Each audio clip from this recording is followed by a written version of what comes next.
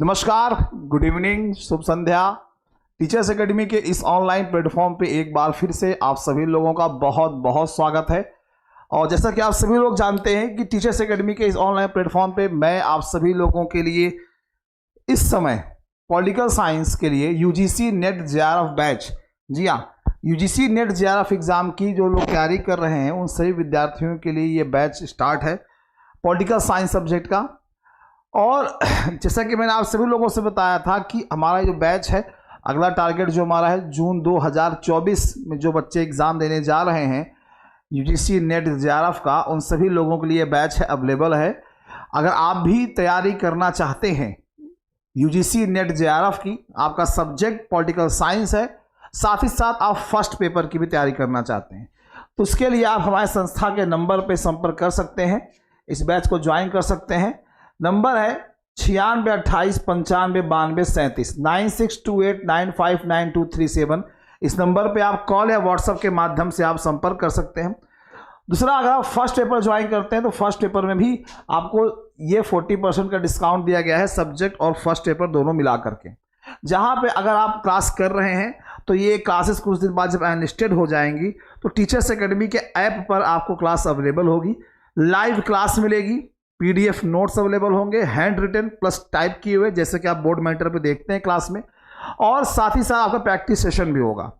ठीक है, तो अगर आप दोनों सब्जेक्ट दोनों चीज़ ले रहे हैं, फर्स्ट पेपर और पॉलिटिकल साइंस सब्जेक्ट है आपका, तो आपको सिर्फ संस्था के नंबर पे कॉल करना है 9628959237 पे और 8318489291 पे। तो जो लोग भी तैयारी करना चाहते हैं, जिनका टारगेट है कि जून में जो एग्ज़ाम होगा नेट जेआरएफ उसे में क्रैक करना है, उन सभी लोगों के लिए बैच अवेलेबल है अभी। तो जल्द से जल्द आप संपर्क कर सकते हैं, क्योंकि 4-6 दिन क्लास और यूट्यूब पे लाइव रहती है, उसके बाद ऐप पर क्लास चलती है। ठीक है, तो चलिए आज हम लोग टॉपिक शुरू करते हैं। हम लोग बात कर रहे थे यूजीसी नेट जेआरएफ के पॉलिटिकल साइंस के सिलेबस में जिस पोर्शन को लेके आए हैं आपके लिए, वो है पब्लिक एडमिनिस्ट्रेशन, लोक प्रशासन। और लोक प्रशासन में हमने अभी तक देखा उसके अर्थ, उसका महत्व, उसकी विशेषताएं, और उसके अंदर टॉपिक था संगठन के बारे में, हमने कल बात की थी। आज का टॉपिक भी संगठन से है। हम बात करेंगे संगठन के जो प्रकार हैं, औपचारिक संगठन और अनौपचारिक संगठन, इनके क्या विशेषताएं हैं, क्या हानियां हैं, और साथ ही साथ संगठनात्मक संचार क्या होता है उसके बारे में बात करेंगे, जो कि आपके पॉलिटिकल साइंस के यूजीसी नेट जेआरएफ के सिलेबस में दिया हुआ है। तो चलिए शुरू करते हैं। शुरू करने से पहले सभी लोग को वेरी वेरी गुड इवनिंग। शिल्पी जी, प्रतिभा जी, निधि जी, ललिता जी, वंदना, बाल मुकुंद जी, प्रतिभा जी, निधि जी, सभी लोगों को नमस्कार, वेरी वेरी गुड इवनिंग। तो चलिए क्लास शुरू करते हैं हम लोग अपनी। ये देखिए स्क्रीन पे आ चुका है। चलिए शुरू करते हैं क्लास अपनी। हम क्या है औपचारिक और अनौपचारिक संगठन। सबसे पहले हम बात करने वाले हैं औपचारिक संगठन के बारे में बात करने वाले हैं कि औपचारिक संगठन होता क्या है। अगर हम औपचारिक संगठन की जब हम बात करते हैं, होता क्या है, यह संगठन ऐसे संगठन होते हैं जिसमें प्रत्येक स्तर, ध्यान दीजिएगा, प्रत्येक स्तर, हर लेवल, प्रत्येक स्तर के प्रबंधकों के अधिकारों, उनके कर्तव्य व दायित्वों की सीमा निर्धारित होती है। ध्यान दीजिएगा, क्या होती है, उनकी सीमा निर्धारित होती है, और इस तरह के संगठन को संगठनात्मक लक्ष्यों की प्राप्ति हेतु प्रबंधक द्वारा बनाया जाता है। यानी अगर हम औपचारिक संगठन के बारे में अगर हम बात करें तो क्या कह रहा है, वो संगठन जो प्रत्येक स्तर पे, हर लेवल पे, जिसे हमने बात की था नीचे से ऊपर तक, ऊपर से नीचे तक, हर लेवल पे, हर चरण पे, हर स्तर पर जो प्रबंधक होते हैं, जो मैनेजमेंट का सारा काम देखते हैं, उनके अधिकार, उनके कर्तव्य, उनके दायित्वों की सीमा निर्धारित होती है कि ये आपके कर्तव्य हैं, ये आपके कार्य हैं, ये आपको राइट्स दिए गए हैं, आप इसका इस्तेमाल करके संगठन में अपने दायित्वों का निर्वाह कर सकते हैं। यानी वो फिक्स होता है, निर्धारित होता है। अगर हम इसकी परिभाषा की और अच्छे तरीके से बात करें तो आपके नेट जेआरएफ के एग्जाम में क्वेश्चन पूछा जाता है। नमस्कार मिथिलेश जी। चेस्टर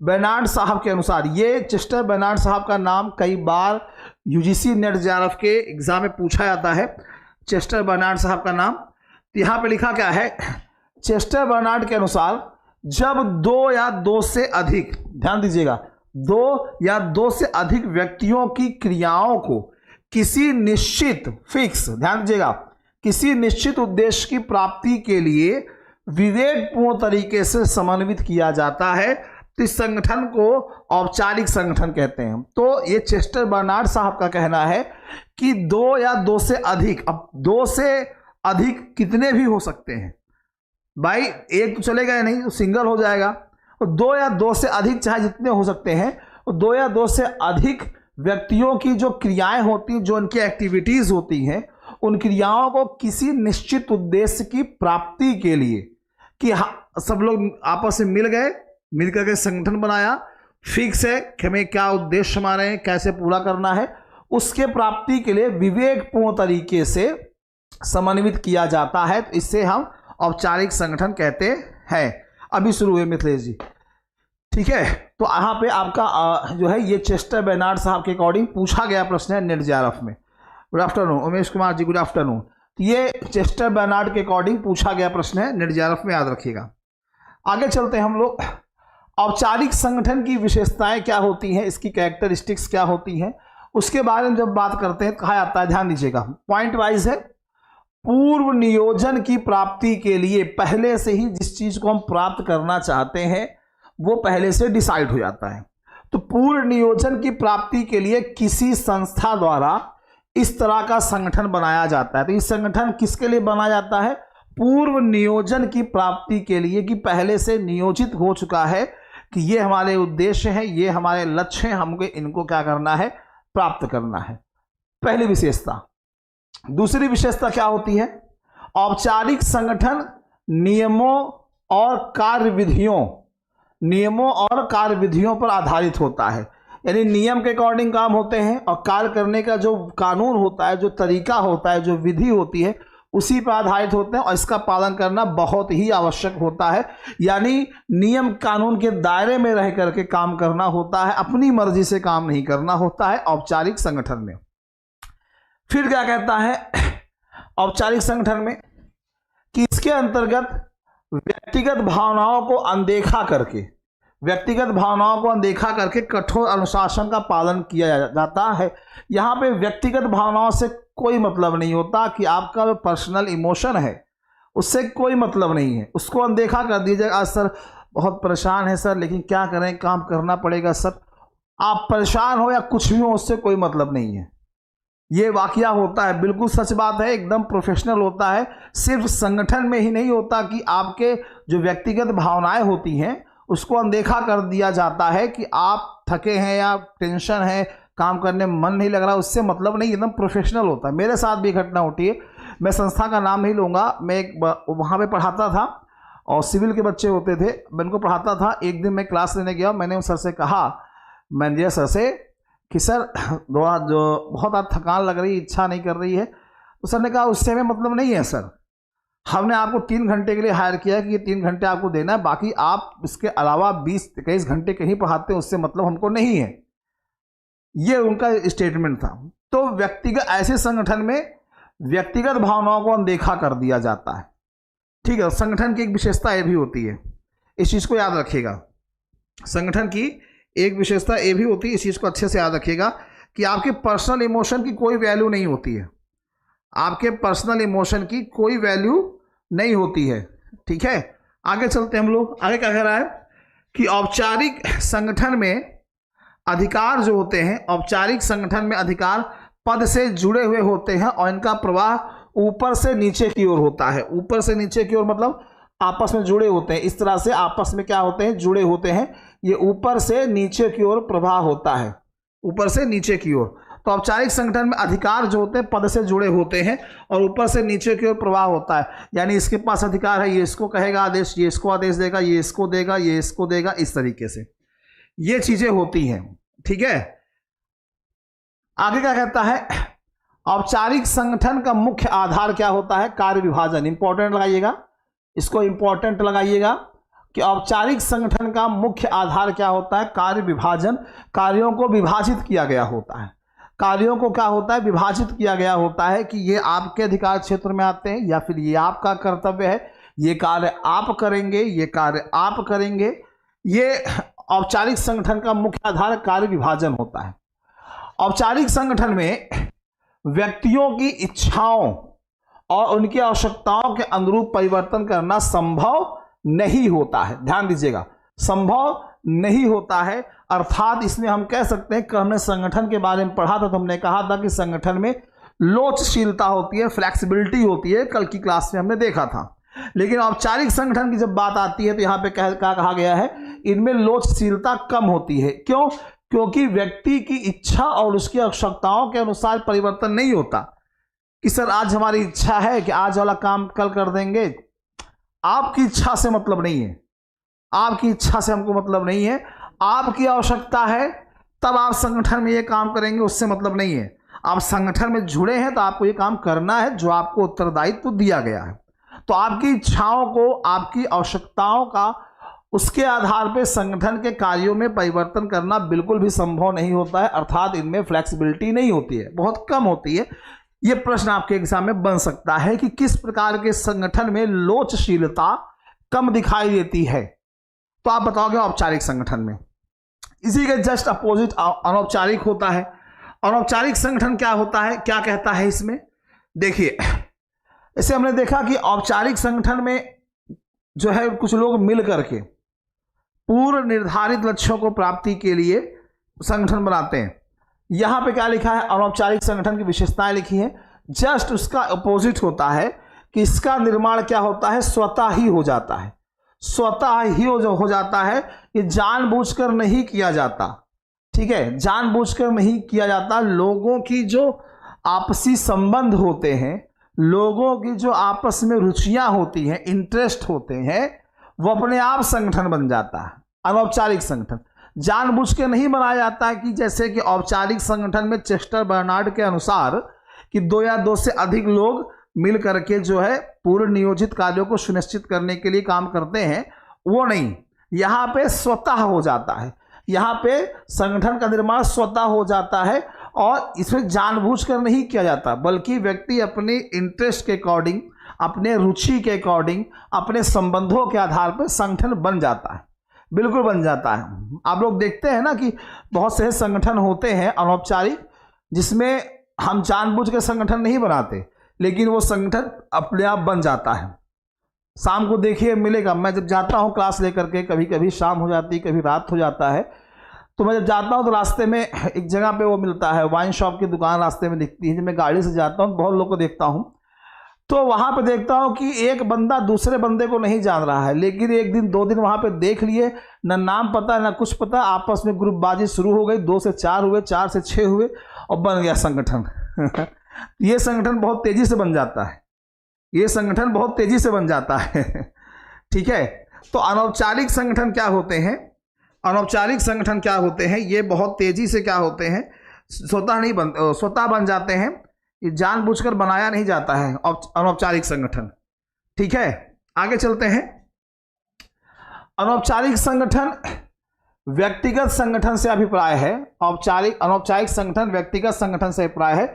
इसमें व्यक्तियों की भावनाओं को ध्यान में रखा जाता है, व्यक्तियों की भावनाओं को ध्यान में रखा जाता है। औपचारिक संगठन में व्यक्तियों की भावनाओं को ध्यान में नहीं रखते, जैसा कि हमने पहले देखा, लेकिन यहाँ पे लोगों की भावनाओं को ध्यान में रखा जाता है, क्योंकि संगठन अपने संबंधों के आधार पे बने हैं, अपनी रुचि, अपने इंटरेस्ट के आधार पे बने हैं, अपने आप बन गए हैं, मिल करके बनाया नहीं गया है। पहले से डिसाइड करके हमको ये काम करना है, उसके लिए संगठन बनाएंगे, ये नहीं बनाया गया है पहले, ये अपने आप बने हैं। तो यहाँ पे इमोशंस की वैल्यू हो जाती है, भावनाओं की कदर होती है। भैया हाँ तुम सही कह रहे हो यार, हमारे साथ भी दिक्कत है, तो ये चीज़ें होती हैं। अनौपचारिक संगठन में ये व्यक्तिगत संगठन से अभिप्राय है इसका, कि इसमें व्यक्तियों की भावनाओं को ध्यान में रखा जाता है। तीसरा क्या कहता है, अनौपचारिक संगठन अधिकार व्यक्ति से जुड़े रहते हैं। ठीक है, अनौपचारिक संगठन में अधिकार जो होते हैं व्यक्ति से जुड़े होते हैं और उनका प्रवाह नीचे से ऊपर की होता है। यह संगठन समाप्त हो जाता है और इसमें स्थायित्व का अभाव रहता है। ठीक है, इसमें संगठन समाप्त हो जाता है, इसमें स्थायित्व का अभाव रहता है। सबसे बड़ी चीज आपने क्या देखा, इनमें जो अधिकार मिले होते हैं लोगों को, उनका प्रवाह नीचे से ऊपर की होता है। जैसे हमने अभी इसके पहले देखा था कि ऊपर से नीचे की ओर होता है, इसमें देखिए ना नीचे से ऊपर की ओर होता है, नीचे से ऊपर की ओर होता है, नीचे से ऊपर की ओर होता है, यानी यहाँ से इस तरीके से, इस तरीके से, यहाँ से अधिकार इस तरीके से, तो नीचे से ऊपर की ओर होता है। याद रखिएगा, ऊपर से नीचे की तरफ नहीं होता। सबसे बड़ी बात यहाँ पे क्या कह रहा है, इसमें स्थायित्व का अभाव होता है, ये संगठन समाप्त हो जाते हैं। स्थायित्व का अभाव होता है तो जैसा कि मैंने आपको सबसे पहली विशेषता बताई अनौपचारिक संगठन की, इसमें लोग स्वतः मिल जाते हैं, अपने संबंधों अपनी रुचियों के आधार पे आपस में मिल जाते हैं स्वतः। ठीक है, तो जब स्वतः मिल जाएंगे तो स्वतः समाप्त भी हो जाएगा। जब संगठन बनेगा स्वतः मिल जाएंगे तो स्वतः समाप्त भी हो जाता है। ठीक है, तो वो स्थायी कहाँ रह गया, वो स्थायी कहाँ रह गया। तो इसीलिए कहा जाता है कि संगठन जो होता है, जो अनौपचारिक संगठन होता है, वो समाप्त हो जाता है क्योंकि उसमें स्थायित्व का अभाव होता है इसमें। ठीक है, ये इसको वेरी इंपॉर्टेंट लगाइएगा इस बिंदु को, ये नीचे से ऊपर, ऊपर से नीचे प्रवाह पूछता है। जब तक व्यक्ति एक समूह में है तब तक वह संगठन है, और जब व्यक्ति अलग हो जाता है तो संगठन समाप्त हो जाता है, इससे स्थायित्व का अभाव रहता है, ये बताया गया है। यानी जब तक व्यक्ति एक समूह में है, ग्रुप में है, तब तक तो सब बढ़िया है, लेकिन जैसे व्यक्ति अलग हुआ संगठन खत्म हुआ। ठीक है, जैसे स्कूल, चर्च, हॉस्पिटल, बिल्कुल प्रतिभा जी, बिल्कुल बिल्कुल बिल्कुल सच बात है। तो जैसे ही एक समूह में है व्यक्ति तो ठीक है, अलग हुए मामला खत्म। फिर आगे दिया है आपका इसमें औपचारिक संगठन के लाभ और दोष। औपचारिक संगठन के, किसके? औपचारिक संगठन के लाभ और दोष क्या होते हैं, चलिए देखते हैं। औपचारिक संगठन के जब लाभ की बात हम करते हैं कि इससे लाभ क्या होता है, तो इसमें क्या कहा गया है? सबसे पहले क्या कहा गया है? व्यवस्थित कार्यवाही होती है। व्यवस्थित कार्यवाही का मतलब इस संगठन में विवश स्थिति और सरल कार्यवाही होती है। विशेष स्थिति, ठीक है, विशेष स्थिति होगा इस संगठन में, विशेष स्थिति और सरल कार्यवाही होती है। मतलब जो कार्यवाही होती है बहुत ही आसान होती है, बहुत ही ज़्यादा टफ कार्यवाही इसमें बिल्कुल भी नहीं होती है। ये इसका एक लाभ है। संगठनात्मक उद्देश्यों की प्राप्ति, इसका उद्देश्य, इस संगठन का उद्देश्य क्या होता है कि संगठन के उद्देश्य को प्राप्त करना है। संगठन के उद्देश्य को प्राप्त करना है, अपने व्यक्तिगत उद्देश्य को नहीं प्राप्त करना है कि संगठन से अगर हम जुड़ जाएंगे तो हमारा पर्सनली, हमारा व्यक्तिगत जो उद्देश्य है वो पूरा होगा। तो जी नहीं, अपना पर्सनल नहीं पूरा होता, बल्कि संगठनात्मक में क्या होता है, जो पूरे संगठन का उद्देश्य होता है वो पूरा करने का काम इसमें किया जाता है, संगठन के उद्देश्य को, ना कि अपने उद्देश्य को। ठीक है। तीसरा होता है कार्य का दोहराव नहीं होता। एक बार कार्य हो गया, दोबारा दोहराव नहीं होता। तो औपचारिक संगठनात्मक ढांचे में विभिन्न विभागों और कर्मचारियों के बीच कार्य व्यवस्थित ढंग से विभाजित होता है, इसीलिए कार्य का दोहराव का अवसर नहीं होता है। कि अब जाहिर सी बात है, एक ही आदमी को अगर सारे कार्य दे दिए जाएं कि तुम्हें इसको बनाओगे, तुम्हें इसको लागू करोगे, गलत या सही है इसका जजमेंट भी तुम ही करोगे, तो उसमें कार्य का दोहराव आ जाता है, दोहरापन आ जाता है। लेकिन जब चीज़ों को अलग कर दिया जाता है कि इसको तुम बनाओगे, तुम इसको लागू करोगे और तुम इसको जांच करोगे, तो उसमें दोहराव नहीं होता कि एक ही चीज़ को बार बार रिपीट नहीं करना पड़ेगा। ये चीज़ें हो जाती हैं। जैसे प्रयागराज में क्या होता है, बहुत से विद्यार्थी जब रूम लेकर रहते हैं, तैयारी करते हैं, तो जो लोग रूममेट के साथ रहते हैं, पार्टनर रहते हैं साथ में, तो आपस में डिवाइडेशन हो जाता है कि सुबह का खाना तुम बनाओगे, शाम को हम बनाएंगे, सुबह का बर्तन तुम धोओगे, शाम का बर्तन हम धोएंगे, 15 दिन सब्जी तुम लाओगे, 15 दिन सब्जी हम लाएंगे। ठीक है, आधा किराया तुम दोगे, आधा किराया हम देंगे, ये बंटवारा हो जाता है। इससे दोहराव का अभाव नहीं होता कि एक ही आदमी बार बार वही काम करेगा, तो फ्रस्ट्रेशन भी आ जाएगा और आगे चल करके संगठन में क्या हो सकता है, विवाद भी उत्पन्न हो सकता है। इसलिए ये बहुत इंपॉर्टेंट पॉइंट है, इसको अच्छे से याद रखिएगा। ये संगठन के लाभ होते हैं, इसमें दोहराव नहीं होता, दोहरापन इसमें नहीं आ पाता है कि चीज़ें दोहराई जाए बार बार। ठीक, आगे चलते हैं हम लोग। और क्या लाभ है इसका? समन्वय, कोऑर्डिनेशन। इस संगठन में विभिन्न विभागों की क्रियाओं को समन्वित करना होता है। जो विभिन्न विभाग होते हैं, अलग अलग स्तर पे, अलग अलग लेवल पे, अलग अलग डिपार्टमेंट होते हैं, उसमें समन्वय स्थापित किया जाता है कि आपस में कोई विवाद ना हो। ये एक विशेषता होती है। अगली क्या है? आदेश श्रृंखला का सृजन। इस संगठन में जो अधिकारी होते हैं, अधिकारी अधीनस्थ संबंध को स्पष्ट रूप से परिभाषित करता है, अर्थात कौन किसे रिपोर्ट करेगा। ध्यान दीजिएगा क्या कहा गया है, आदेश श्रृंखला का सृजन होता है, यानी इस संगठन में अधिकारी अधीनस्थ संबंध को स्पष्ट रूप से परिभाषित कर देते हैं। अधीनस्थ का मतलब किसी के अधीन होना, तो जो अधिकारी होते हैं पहले से क्लियर कर देते हैं कि आप हमारे अधीन काम करेंगे या आप इनके अधीन काम करेंगे, या आपके सीनियर होंगे, आप उनको उनके अधीन काम करना है और आपको क्या करना है। दूसरे शब्दों में क्या बताया गया, अर्थात कौन किसे रिपोर्ट करेगा, यानी आप अपने काम जो करेंगे आप इनको रिपोर्ट करेंगे या आप हमको रिपोर्ट करेंगे अपने कार्य को करने के बाद। ठीक है, अपना रिपोर्ट अपना प्रतिवेदन हमको देंगे या इनको देंगे, पहले से परिभाषित कर दिया जाता है।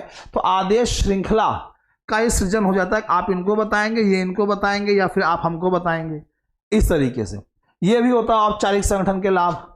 फिर क्या दिया है, अगला दिया है कार्य पर अधिक बल।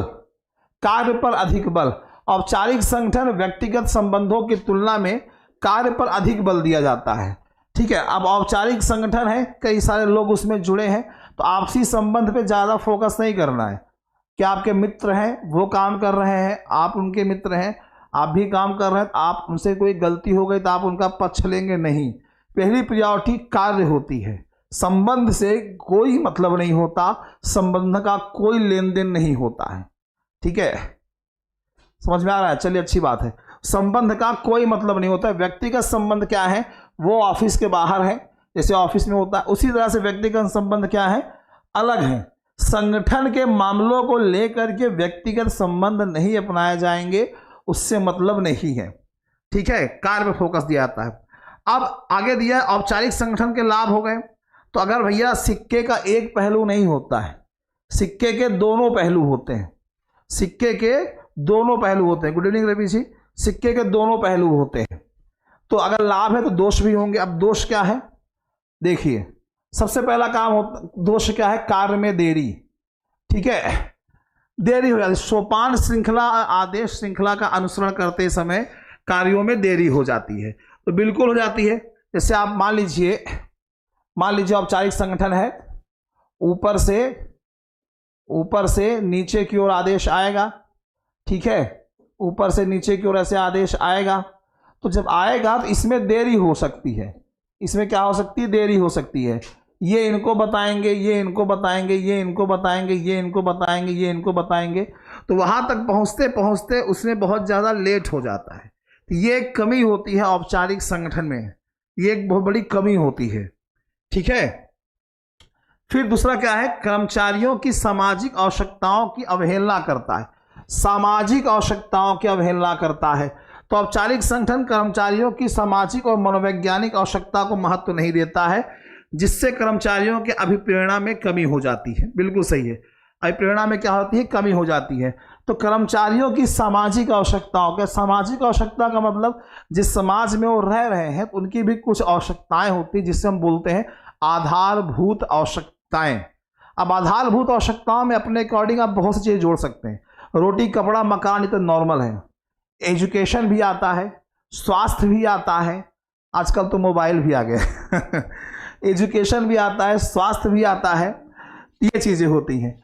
तो कर्मचारियों की सामाजिक आवश्यकताओं की अवहेलना की जाती है इसमें, और जिससे कर्मचारियों में अभिप्रेरण की क्या होती है, कमी हो जाती है। ठीक है, बहुत कमी हो जाती है कि यार बताओ, हम इनके यहाँ 10 साल से काम कर रहे हैं, आज हमारी बिटिया की शादी है और जो है हमने इनसे 50,000 1 लाख रुपये उधार मांगा, 10-15 साल से काम कर रहे हैं, भरोसा ही नहीं है, जैसे हम भाग जाएंगे। इतनी ईमानदारी से काम किया आज तक, न कभी लेट आए न जल्दी गए, फिर भी तो मनोवैज्ञानिक तरीके से दबाव बन जाता है कि आदमी सोचता है बताओ ऐसा। तो ये चीज़ें हो जाती हैं, ये चीज़ें हो जाती हैं। तो इसीलिए कहा जाता है कि इसमें कर्मचारियों की सामाजिक आवश्यकताओं की अवहेलना होती है। और क्या लिखा है, केवल कार्य पर बल, ये भी एक दोष है कि केवल कार्य को महत्व देता है, मानवीय संबंधों, सृजनात्मकता, प्रतिभाओं आदि को महत्व नहीं दिया जाता। बिल्कुल सच बात है, बिल्कुल सच बात है। जब भी कोई औपचारिक संगठन इस तरह से बनाया जाता है आपस में मिल करके कि हमको आगे चल के ये काम करना है, और आपस में मिल के संगठन बना लेते हैं, तो सिर्फ कार्य पर फोकस करते हैं। कार्य पर फोकस करना बिल्कुल सच बात है कि औपचारिक संगठन में आप सिर्फ कार्य पर फोकस करिए, लेकिन जो इसकी कमियां हैं कि कह रहा है यहाँ पे कि मानवीय संबंधों पर, सृजनात्मकता पर, प्रतिभाओं को, इन सभी को महत्व नहीं दिया जाता। बिल्कुल सच बात है। औपचारिक संगठन में इन सभी चीज़ों पे बल नहीं देते कि मानवीय संबंध कैसे होंगे। औपचारिक संगठन में सिर्फ कार्य पे फोकस करेंगे। ये एक निगेटिविटी है, ये एक नकारात्मक छवि को दिखाता है कि इसमें कहते हैं कि इस संगठन में मानवीय संबंधों का कोई वजूद नहीं। अरे भैया, अगर नॉर्मली एक बंदा किसी एक दुकान पे जा करके, जैसे कि हम प्रयागराज की बात करें, अगर हम प्रयागराज में जहाँ पे रहते हैं, जहाँ पे पढ़ाते हैं, यहाँ से अगर निकले हम, या आप लोग भी जिस मोहल्ले में रहते हैं उस मोहल्ले में आप चाय की दुकान पे जा करके आप 3-4 दिन चाय पी लीजिए, तो उस दुकान वाले से और आपके बीच में एक अनचाहा रिश्ता बन जाता है कि अरे आते तो हैं, यहीं पे कहीं पैसा नहीं हुआ, ठीक है बेटा कल दे देना, अंकल जी आज पैसा नहीं है, ठीक है। आपने 1 महीने बाद मोहल्ला चेंज कर दिया, फिर उधर नहीं आना हुआ, ठीक है, उनका पैसा आपने दे दिया, फिर उधर नहीं आना हुआ, तो वहाँ पे भूल जाते हैं। लेकिन आपके उनके बीच से मानवीय संबंध हो जाते हैं, सिलेक्शन हो गया, कभी इलाहाबाद आए, उनसे मिले, अच्छा हम आपके यहाँ चाय पीने आते थे, याद है आपको, तो मानवीय संबंध हो जाता है। औपचारिक संगठन में मानवीय संबंधों का अभाव होता है, उसके कोई तवज्जो नहीं दी जाती है, ये चीज़ें होती हैं। तो औपचारिक संगठन में ये क्या होता है, एक दोष होता है, ये एक बहुत बड़ी क्या होती है, कमी होती है। औपचारिक संगठन में बहुत बड़ी कमी होती है ये, ठीक है। ये औपचारिक संगठन में क्या होती है, एक बहुत बड़ी कमी होती है, ठीक। चलिए आगे चलते हैं हम लोग।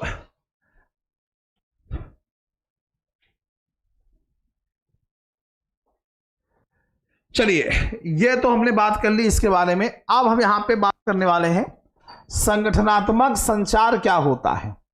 संगठनात्मक संचार, इसको लगाइएगा आप लोग मोस्ट इंपॉर्टेंट, इसको आप लोग लगाइएगा मोस्ट इंपॉर्टेंट।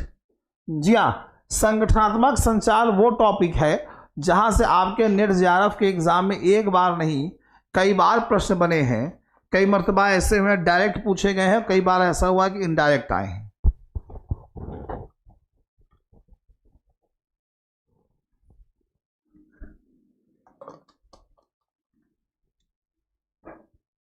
ठीक है, तो संगठनात्मक संचार क्या है, याद रखिएगा। एग्जाम में डियर यही लिखेगा, शब्द ऐसे लिखेगा, संगठनात्मक संप्रेषण, ये ठीक है, संगठनात्मक संप्रेषण लिखेगा। तो याद रखिएगा, यहां पे संगठनात्मक संप्रेषण का मतलब होता है संगठनात्मक संचार। इस चीज को अच्छे से याद रखिएगा, इसको लेकर के कंफ्यूज मत हो जाइएगा, वरना एग्जाम में आप कच्चा खा जाएंगे। अगर संगठनात्मक संप्रेषण पूछ रहा है तो समझ लीजिएगा संगठनात्मक संचार की बात हो रही है, यानी अपनी बात को वहां पहुंचाना, वहां की बात को यहां पहुंचाना। देखिए, संचार सिद्धांत के ढांचे के भीतर संगठनात्मक संचार एक संगठन के भीतर, यहां से लिखिएगा, यहां से है, एक संगठन के भीतर सूचना, विचारों, संदेशों और प्रतिक्रिया के आदान प्रदान की प्रक्रिया को संदर्भित करता है। तो संचार सिद्धांत के ढांचे के भीतर संगठनात्मक संचार जो होता है वो क्या होता है, एक संगठन के भीतर। ध्यान दीजिएगा मेरी बात, यहां पे वर्ड क्या आया है, यहां पे वर्ड आया है डियर एक संगठन के भीतर। एक संगठन से दूसरे संगठन की बात यहां पे नहीं हो रही है, एक संगठन के ही भीतर जो अलग अलग स्तर, अलग अलग विभाग होते हैं। तो एक संगठन के भीतर सूचना, विचारों, संदेशों, प्रतिक्रिया, इन सभी के आदान प्रदान की प्रक्रिया को दिखाता है, प्रदर्शित करता है, संदर्भित करता है। इसमें किसी संगठन के भीतर व्यक्तियों, टीमों और विभागों के बीच औपचारिक और अनौपचारिक दोनों प्रकार के संचार शामिल होते हैं। औपचारिक और अनौपचारिक दोनों प्रकार के संचार शामिल होते हैं। आगे पढ़ेंगे कि औपचारिक संचार और अनौपचारिक संचार क्या होता है, हम इस पर बात करेंगे। तो दो तरीके से, तो यानी यहाँ पे क्या होता है, एक ही संगठन के भीतर आपके जो विचार हैं, आपके संदेश हैं, आपकी जो प्रतिक्रियाएं हैं, आपकी जो सूचना है, उन सभी का आदान प्रदान होता है, वो संगठनात्मक संचार के अंतर्गत आता है। ठीक है, ज्ञान के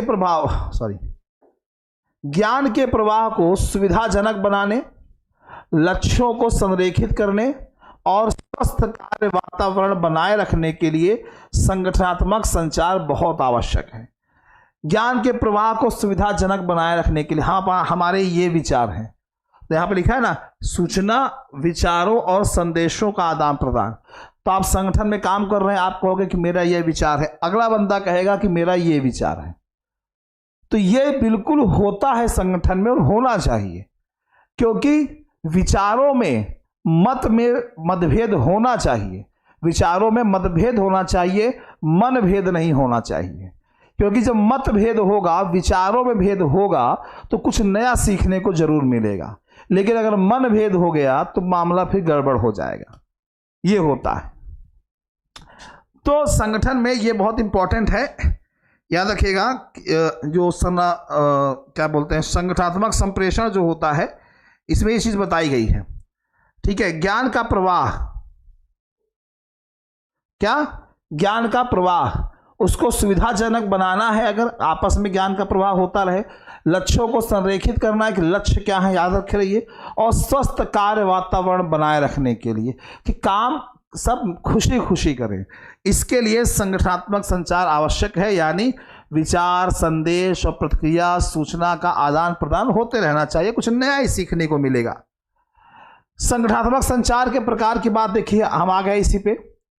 संगठनात्मक संचार के प्रकार की जब बात करते हैं तो 4 प्रकारों में विभाजित किया गया है।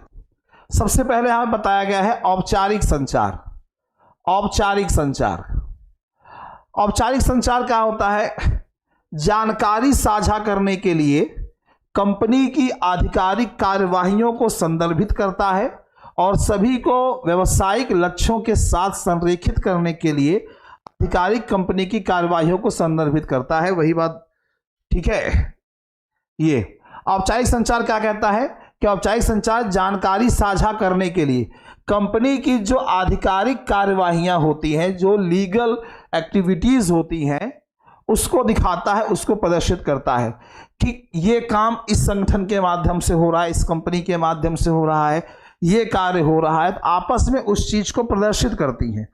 जैसे हमने कोई संगठन बनाया, हम किसी औपचारिक संगठन में काम कर रहे हैं, किसी भी संगठन में काम कर रहे हैं, तो ये फिक्स होता है कि हमारे उद्देश्य क्या हैं, तो हमारे कार्य क्या हैं। उन सभी कार्यों को संदर्भित करता है और सभी को व्यावसायिक लक्ष्यों के साथ संरेखित करने के लिए आधिकारिक कंपनी की कार्यवाहियों को संदर्भित करता है। बहुत इंपॉर्टेंट है। औपचारिक एग्जाम्पल के थ्रू समझिए। एग्जाम्पल, उदाहरण क्या कह रहा है? या नए उत्पादों को पेश करने के लिए कर्मचारियों की बैठक, मानक प्रचलन प्रक्रियाओं पर एक कंपनी, पुस्तिका या जनता को वितरित एक प्रेस विज्ञप्ति हो सकती है। ध्यान दीजिएगा, ये हो सकती है। क्या कह रहा है? ऐसे मान लीजिए कोई संगठन है, आप या लिखिए कोई कंपनी है, ठीक है। अब यहां पे मैंने अभी क्या पढ़ाया आपको?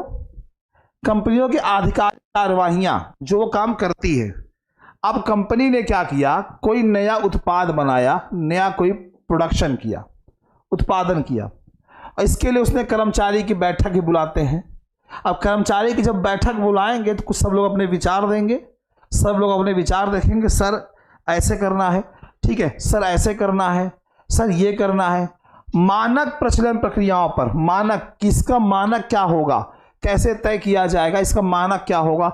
तो कोई कर्मचारी बताएगा सर ये होगा, कोई कर्मचारी बताएगा सर ये होगा, ठीक है। फिर एक कंपनी क्या करेगी? पुस्तिका के माध्यम से, चलो किताब छपवाते हैं अपने संगठन की, उसमें पूरा बताएंगे कि हमारे संगठन के उद्देश्य क्या है, हम जो प्रोडक्ट बना रहे हैं, जो कार्य कर रहे हैं, उसके मानक क्या है, सारी चीज़ों को बताएंगे हम।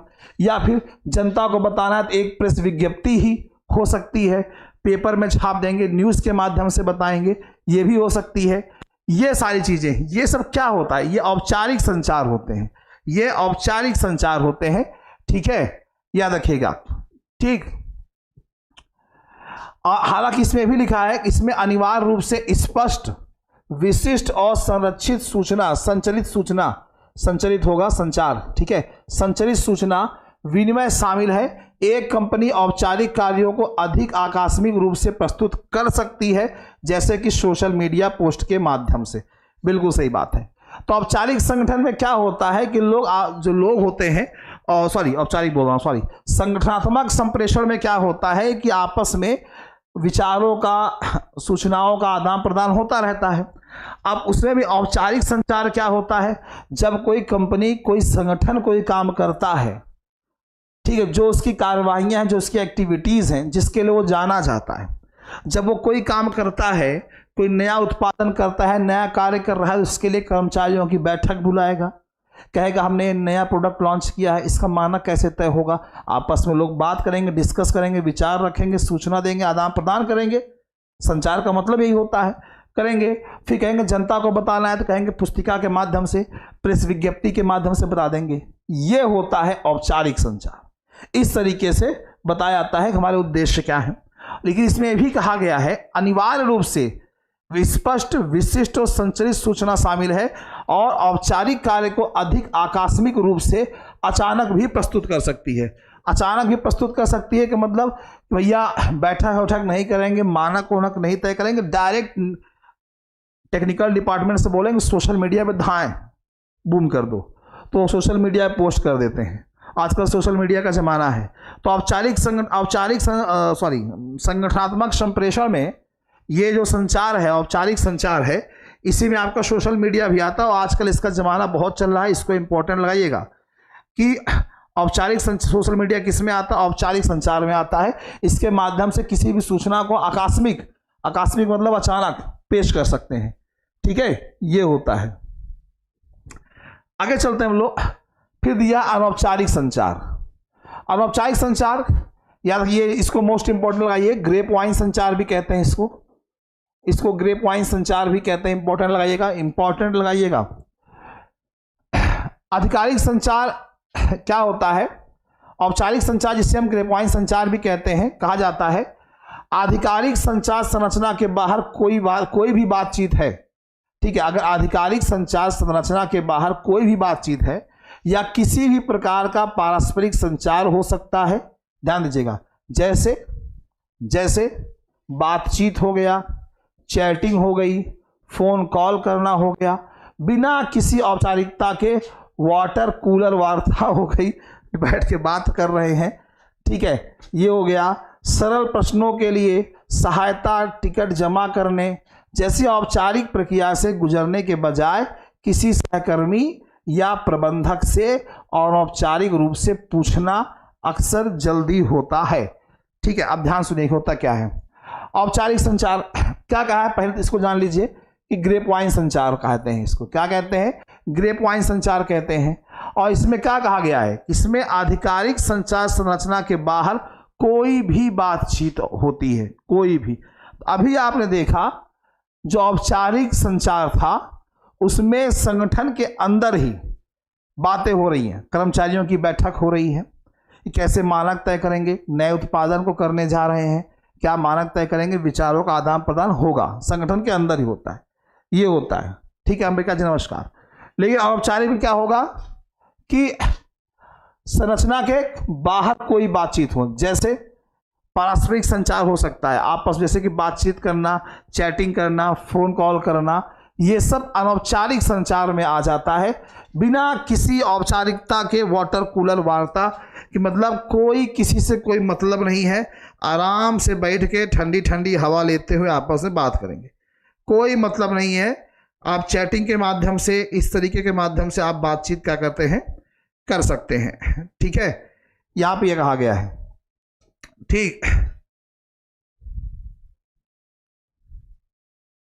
ठीक है, ये चीजें बताई गई हैं। आगे क्या है, क्षैतिज संचार। क्षैतिज संचार कंपनी पदानुक्रम के समान स्तर पर, ध्यान दीजिएगा, कंपनी पदानुक्रम के समान स्तर पर व्यक्तियों, टीमों या समूहों के बीच होता है। क्षैतिज संचार किसके बीच में होता है, कंपनी में जो पद का क्रमांक है कि ऊपर आप हैं, उसके नीचे ये हैं, उसके नीचे ये हैं, उसके नीचे ये हैं, उसके नीचे ये हैं, उसके नीचे ये, इस तरीके से जो पद का क्रम होता है कि समान स्तर पर व्यक्तियों, टीमों, जो टीम होती है, समूह होता है, चाहे समूह कहिए चाहे टीम कहिए, उनके बीच में संचार जो होता है वो क्षैतिज संचार होता है। ठीक है, हाँ बिल्कुल बिल्कुल प्रतिभा जी, वही चैटिंग वोटिंग जो आप प्रतिभा जी यहाँ पे कह रही हैं। गुड इवनिंग प्रीति राजौरा जी, स्वागत है काफ़ी दिनों बाद। अंबिका जी नमस्कार। सर जी हमारी भी राधे राधे। राधे राधे पूजा जी, राधे राधे। प्रतिभा जी बिल्कुल सही कह रही हैं, एक बात को दूसरे प्लेस से पहुँचाना है और फैलाना, चैटिंग वही होता है ना, चैट वोट करना, यही सब होता है बिल्कुल। तो यहाँ पे क्या बताया गया, क्षैतिज संचार कंपनी पदानुक्रम के समान स्तर पर व्यक्तियों, टीमों, समूहों के बीच होता है। कर्मचारियों के अपने साथियों, टीम के सदस्यों के साथ बातचीत करने के साथ संगठनात्मक संचार कार्यस्थल में सिलोस्कोप, नहीं गलती या मिसप्रिंट हुआ है, छोड़ दीजिए, इसको छोड़ दीजिए, सिलोस्कोप आइए, इसको छोड़ दीजिए। अंतर विभागीय सहयोग को बेहतर बनाने में महत्वपूर्ण भूमिका निभाता है। तो अंतर क्या कह रहा है यहाँ पे, अंतर विभागीय सहयोग को, अंतर विभागीय, विभाग के अंतर जो डिफरेंस हो जाता है, ये विभाग अलग है संगठन में, ये विभाग अलग है, उसमें डिफरेंस होता है। तो जो अंतर विभागीय सहयोग होता है उसको बेहतर बनाता है क्षैतिज संचार। ठीक है, अलग अलग विभाग हैं, अलग अलग पद है, कोई ऊंचा है कोई नीचे पद पे है, तो सभी के साथ समान स्तर पर व्यक्तियों के साथ, अपने टीम, अपने समूहों के साथ संचार होता है। इससे आपस में क्या होता है, जो अंतर विभाग सहयोग होता है बढ़ता है, एक विभाग से दूसरे विभाग के बीच में, ये होता है। ठीक है, तो ये क्षैतिज संचार होता है। फिर एक संचार होता है लंबवत संचार। लंबवत संचार क्या होता है, लंबवत संचार से तात्पर्य उस संचार से है जो ऊपर से नीचे, ध्यान दीजिएगा, ऊपर से नीचे ऊर्ध्वाधर पैटर्न में होता है और दिशा निर्देश, प्रतिक्रिया या विचारों को साझा करने के लिए महत्वपूर्ण है। ध्यान दीजिएगा फिर से, ऐसा संचार जो ऊपर नीचे ऊर्ध्वाधर पैटर्न में होता है और दिशा निर्देश, प्रतिक्रिया और विचारों को साझा करने के लिए महत्वपूर्ण है। ठीक है, इस लंबवत संचार को अलग से भी बताया गया, इसके भी पार्ट हैं, इसको भी डिवाइड किया गया है।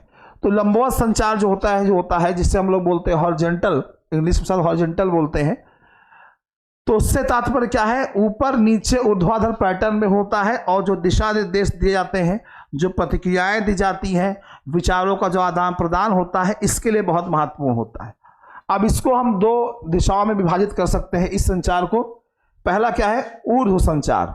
अब ऊर्ध्व संचार क्या होता है, जब कर्मचारी अपने प्रबंधक जैसे उच्च पदस्थ अधिकारी के साथ संवाद करता है। जब कोई कर्मचारी अपने प्रबंधक या उच्च पदाधिकारी के साथ आपस में संवाद करता है तो उसे हम क्या बोलते हैं, ऊर्ध्व संचार। क्या बोलते हैं, ऊर्ध्व संचार बोलते हैं। तो जब कोई कर्मचारी अपने सीनियर अधिकारी के साथ, अपने प्रबंधक के साथ संवाद करता है तो उसे हम ऊर्ध्व संचार कहते हैं। ठीक है, उसके साथ बात करता है। और दूसरा आगे क्या कहता है कि वरिष्ठ कर्मचारियों को संबोधित करने के लिए संगठन की नीतियों को समझाना और वरिष्ठ अधिकारियों के साथ किसी भी सुझाव को साझा करने के तरीके प्रदान करना सभी के लिए महत्वपूर्ण है। ध्यान दे दीजिएगा इसको। ऊर्ध्व संचार क्या है, जब कोई कर्मचारी अपने प्रबंधक के साथ, जब भी कोई कर्मचारी अपने प्रबंधक या अपने उच्च पदाधिकारी के साथ संवाद करता है तो इसे हम ऊर्ध्व संवाद कहते हैं या ऊर्ध्व संचार कहते हैं। ठीक है, ये होता है, ये होता है, उसमें ऊर्ध्व संचार बोला जाता है। ये याद रखिएगा, ये सब नेट JRF में ऐसे ऐसे वर्ड इस्तेमाल करेगा और आप इसका मीनिंग अगर नहीं जानते रहेंगे तो आप एग्जाम में गलत करके आएंगे, आप एग्जाम में गलत करके आएंगे। तो ऊर्ध्व संचार होता है। अब इससे होता क्या है कि जो सीनियर कर्मचारी होते हैं उसको संबोधित करने के लिए संगठन की नीतियों को समझाना हुआ या वरिष्ठ अधिकारियों के साथ किसी चिंता या सुझाव को साझा करना हुआ, सभी के लिए महत्वपूर्ण होता है। अब कोई कर्मचारी है अपने सीनियर अधिकारी के साथ बात कर रहा है, कोई बात, संवाद का मतलब ही होता है संवाद, संवाद, ये याद रखिएगा, संवाद का मतलब भी हो कि बातचीत आपस में कर रहे हैं, हमने उनसे बताया, उन्होंने उसका रिप्लाई किया। ठीक है, वाद प्रतिवाद संवाद, वाद प्रतिवाद संवाद, वाद वाद प्रतिवाद संवाद। ठीक, वाद जब कर्मचारी ने अपने अधिकारी से कोई बात कही, वाद, उन्होंने उससे प्रतिक्रिया दी कि ठीक है ऐसा नहीं ऐसा होगा, वो प्रतिवाद। और दोनों के बीच में जब ये बात फाइनल कोई रिजल्ट निकल आता है तो उसे बोलते हैं संवाद। और संवाद में जब कोई मतभेद हो जाता है कि रिजल्ट जो निकल के आया वो मतभेद जो हो जाता है, फिर से वहाँ से वाद शुरू हो जाता है कि सर आपने जो रिजल्ट दिया वो ऐसा है, फिर वो प्रतिक्रिया देंगे, ये होता है। तो ये होता है। दूसरा होता है अधोमुखी संचार। ऊर्ध्व संचार के बाद अधोमुखी संचार, नीचे की ओर संचार। देखिए क्या लिखा गया है, नीचे की ओर संचार संगठनात्मक संरचना के भीतर प्रबंधन या नेतृत्व के उच्च स्तर से निचले स्तर तक प्रभावित होता है।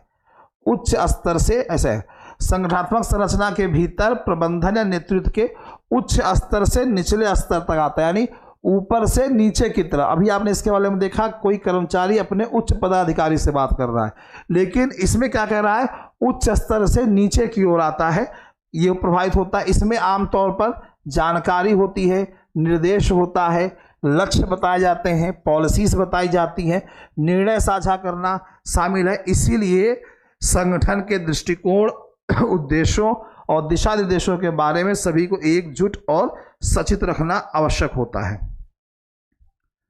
ठीक, ये होता है। तो ऊर्ध्व संचार में आपने क्या देखा, ऊर्ध्व संचार में आपने देखा कि कर्मचारी अपने उच्च पदाधिकारी के साथ संवाद कर रहा है। अधोमुखी में क्या देखा कि उच्च स्तर से निम्न स्तर की ओर जो है संचार प्रभावित हो रहा है। तो ऊपर से नीचे की ओर, यानी उच्च अधिकारी जब अपने नीचे के अधिकारी को, नीचे के कर्मचारी को कोई चीज़ बताएगा तो उसको जानकारी देगा, तुमको ये काम करना है, निर्देश देगा, लक्ष्य के बारे में बताएगा, पॉलिसी नीतियों के बारे में बताएगा, निर्णय साझा करेगा, हमने ये निर्णय लिया है, अब ऐसा ऐसा काम होगा, इस तरीके से होगा। तो दोनों में डिफरेंस होता है, वो ऊपर से नीचे, नीचे से ऊपर है जी, ये लेबर की बातचीत। संगठनात्मक संचार का महत्व क्या होता है। आपने संगठनात्मक संचार देखा, उसके प्रकार देखे, अब इसका इंपॉर्टेंस क्या होता है। इंपॉर्टेंस अगर हम बात करें तो जो संगठनात्मक संचार होता है किसी भी संगठन की, किसी भी कंपनी की सफलता में बहुत ही आवश्यक भूमिका निभाता है।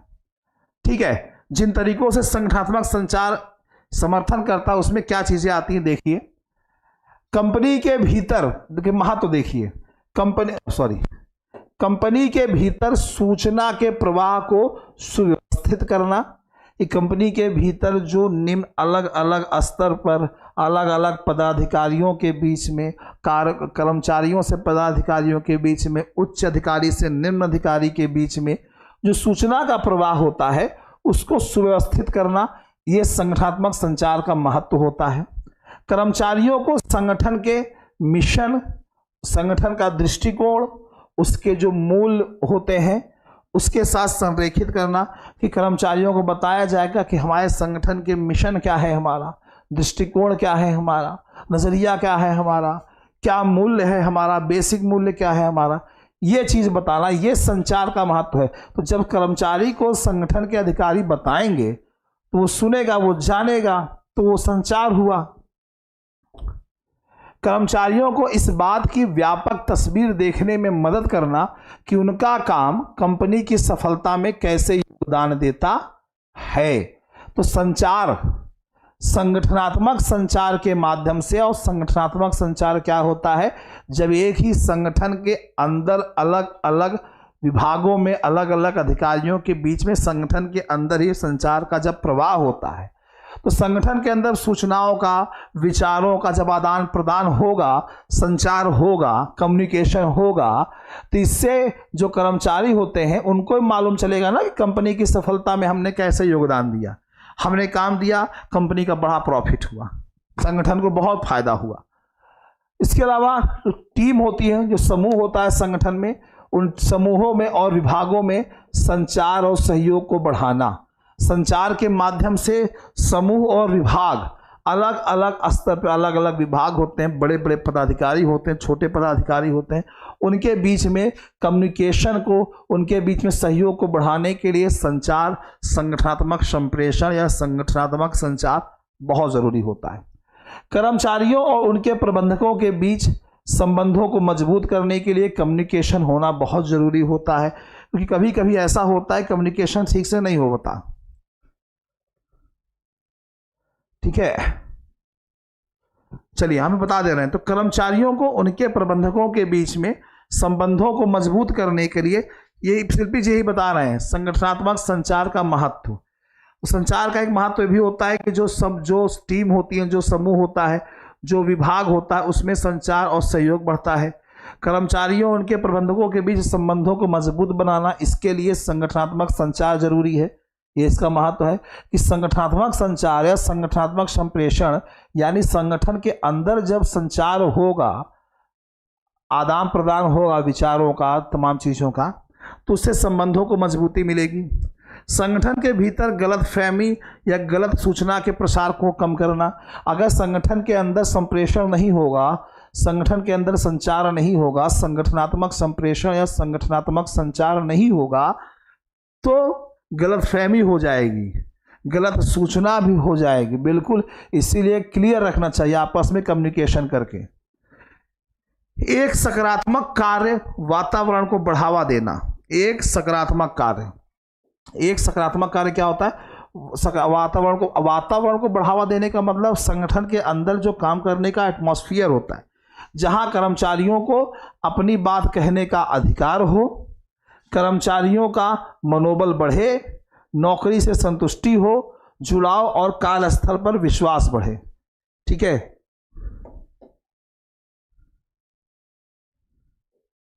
ठीक, क्या कह रहा है? तो संगठनात्मक संचार के महत्व में और क्या कह रहा है? एक सकारात्मक कार्य क्या होता है? वातावरण को बढ़ावा देना। सकारात्मक कार्य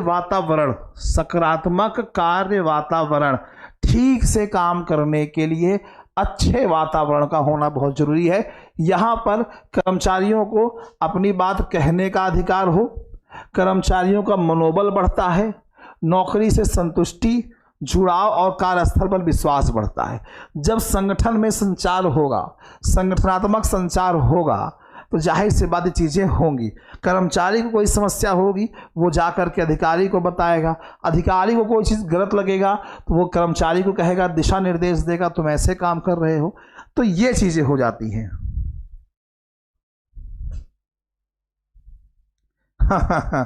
बिल्कुल, तो है, उसके लिए क्लियर होना बहुत ज़रूरी है। ठीक है, उसके लिए क्लियरिटी होना बहुत ज़रूरी है, इसलिए तो एक उचित तोड़ के बता रहा हूं मैं। आगे क्या है? संगठनात्मक संचार का महत्व क्या है? संपूर्ण कार्यबल को बेहतर जानकारी और संपर्क में रखकर कर्मचारी सहभागिता को बढ़ावा देना। संपूर्ण कार्यबल को बेहतर जानकारी, संपूर्ण कार्यबल मतलब जो काम करने में जितने बल लगते हैं, जितने लोग कार्य को मिलकर करते हैं, को बेहतर जानकारी, उनको सबको जानकारी बेहतर हो, संपर्क में हो सारे कर्मचारी, इससे आपसी सहभागिता बढ़ती है। संपूर्ण कार्यबल का मतलब सभी लोग जो मिल करके किसी कार्य को करते हैं, मिल करके बल लगाते हैं, सब लोग मिल के काम कर रहे हैं संगठन में। तो जब सब लोग मिल के काम कर रहे हैं संगठन में, तो उनके अगर बेहतर जानकारी होगी, संचार होगा, कम्युनिकेशन होगा और संपर्क में रहेंगे, तो इससे कर्मचारी सहभागिता को बढ़ावा मिलता है। सारे कर्मचारी मिल करके काम करते हैं, ये चीज़ें होती हैं। ये एक महत्व है। प्रक्रियाओं को अधिक कुशल बनाना, प्रक्रियाओं को अधिक कुशल बनाना, बदले में लागत कम करना, ये भी एक महत्व होता है। प्रक्रियाओं को अधिक कुशल बनाना, जो एक्टिविटीज़ और क्रियाकलाप जो होंगी, जो प्रक्रियाएं होंगी, उसको और अच्छा बनाया जाए, और लागत को कम करना कि लागत कम लगे और प्रक्रियाएं और बेहतर बने। यानी एक तरीके से जो संगठन ने पढ़ा था ना इसके पहले कि लागत कम हो, उत्पादन ज़्यादा हो, इस चीज़ के लिए संगठनात्मक संचार बहुत ज़रूरी होता है। क्योंकि जब संचार होगा, संगठन के अंदर संचार होगा, संप्रेषण होगा, कम्युनिकेशन होगा, तो कुछ वो बोलेंगे, कुछ हम बोलेंगे, तो आपस में विचारों का आदान प्रदान होगा, तो नई बातें जानेंगे, तो उसमें कहीं न कहीं ऐसी बातें होंगी जिसमें हमको लागत कम लगाना पड़े। और फायदा ज़्यादा हो, इसलिए संचार का होना बहुत जरूरी है।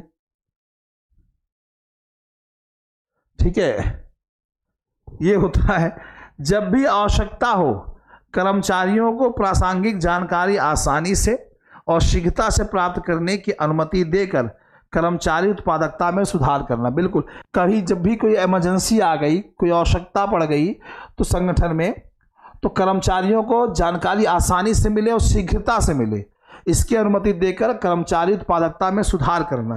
कि ठीक है, कभी कोई बात अगर हो गई, इमरजेंसी आ गई, प्रोडक्शन ज़्यादा करना है या संगठन में ये कार्य है बहुत ज़रूरी है, अभी करना है, संगठन के फायदे के लिए है, संगठन के लक्ष्य को पूरा करने के लिए है, तो डायरेक्ट कम्युनिकेशन जब होगा, जब संगठनात्मक संचार होगा, संगठन के अंदर कम्युनिकेशन होता रहेगा, आपस में पदाधिकारी कर्मचारी संचार करते रहेंगे, तो कर्मचारी उत्पादकता में सुधार तो होगा ही।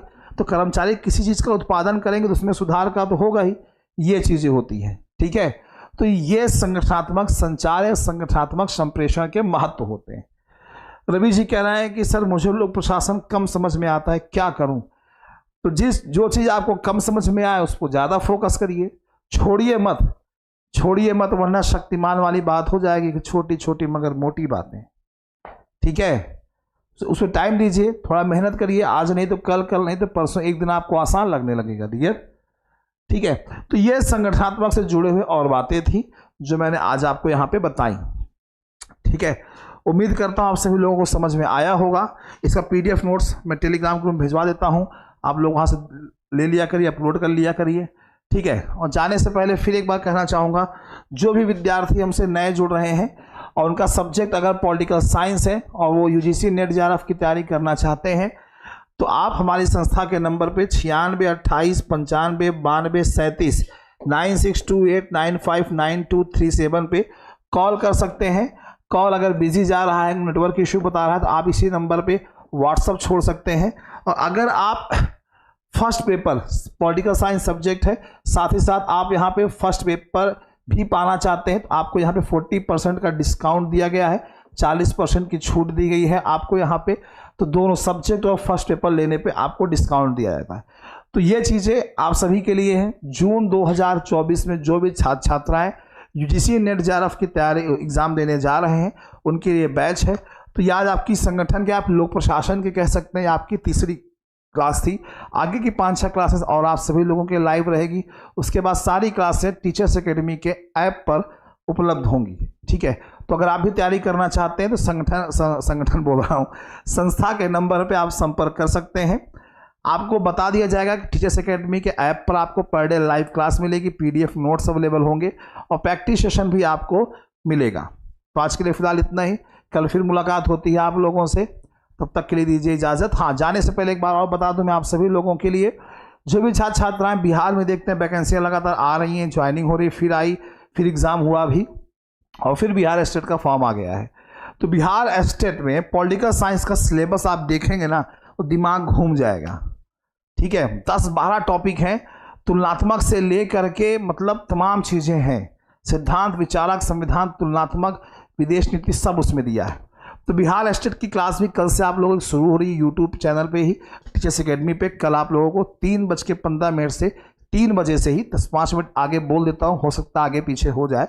यूट्यूब पे आपके लाइव रहेगी। कल हम बात करेंगे बिहार स्टेट के सिलेबस को लेकर के, 3 बजे यूट्यूब चैनल मिलेंगे आपको और 4 बजे से आपकी नेट JRF की क्लास होगी। तो चलिए फिर कल मिलते हैं 3 बजे, तब तक के लिए दीजिए इजाज़त, नमस्कार। ललिता जी, लोक प्रशासन PGT में भी है डियर, PGT में, नेट JRF PGT में कोई अंतर नहीं है, 1-2% छोड़ करके। ठीक है, ये PGT के लिए भी है ललिता जी, अपने यूपी कोई पता नहीं है।